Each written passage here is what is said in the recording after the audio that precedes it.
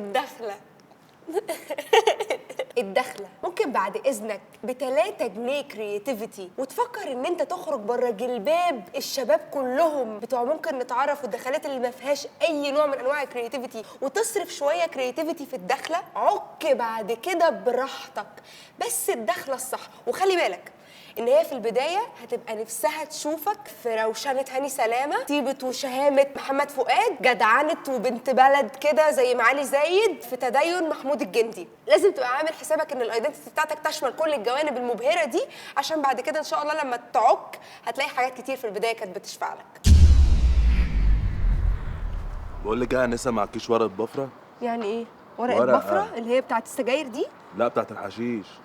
مش قادرة أصدق انعدام المبادئ، مش قادرة أصدق أنت بتطلب مني أنا طلب زي ده؟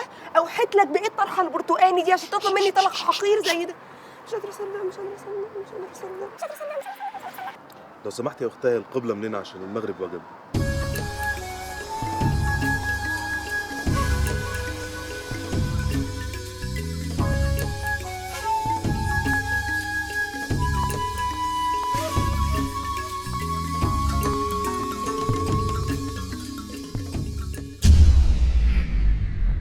عملت الدخلة، نجحت الحمد لله، ربنا كرمنا. نخش بقى في اللي بعد. اعرف ان انت اول ما تخش حياتها هتبدأ تنقب وراك. اهتم بالبروفايل بتاعك اكنه يعني مش عارفه انت ايه اكتر حاجه منظم فيها. مش منظمه في اي حاجه يعني، اذا كان عربيتي مكتبي مش عارفه، بس تهتمي بيه 50 شيدز اوف اهتمام. انا هساعدك بالصعود بالايمج بتاعتك بحاجات بسيطه جدا ممكن تعملها على فيسبوك بتاعك. اول حاجه لازم تعمل ماتش كويس جدا بين صوره البروفايل وبين صوره الكفر. ليه؟ ده بيبين قد ايه انت عندك سنس ذوق في التظبيط ما بين الحاجتين. ايفكت الابيض واسود بيعمل شغل عالي جدا، بيحسسها ان انت ما بتهزرش، انت يا ابيض يا اسود، انت مش هتلعب بيها. الاباوت ده انت بتبني صورتك. حط السي في الاباوت، حط بالغلط، دوست بالغلط، انا اسف، نزلت السي في بتاعي بالغلط. فاوندر، اكتب كلمه فاوندر. اي مكان فاضي عندك في فيسبوك اكتب فاوندر، ممكن تبقى الفاوندر بتاع البروفايل بتاعك. الوانا كمانيات مش دليل خالص على قوه موقفك في العلاقه. يعني ايه وانا كمانيات؟ يعني مش كل حاجه وانا كمان.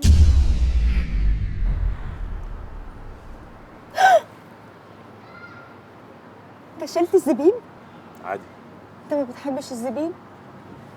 انت تعرف ان انا كمان بشيل الزبيب؟ انت كمان بتاكلي بالمعلقه زيي؟ انت بجد احرجتني قوي. احنا ازاي بتوع بعض قوي كده؟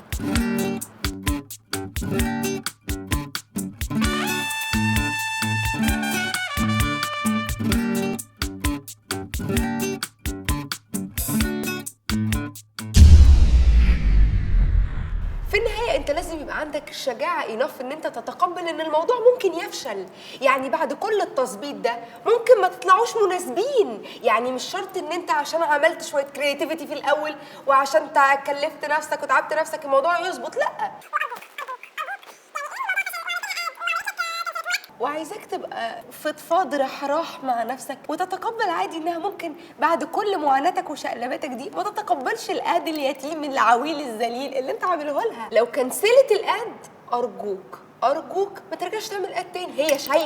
هي شايفه ان هي كنسلته، ملوش داعي تقعد تزن وتبقى لزج، ملوش داعي خالص. تبقى ساعتها شبه الكوبايه الفاضيه اللي انا بقالي ساعه بشرب فيها دي، وهي ديكور اساسا.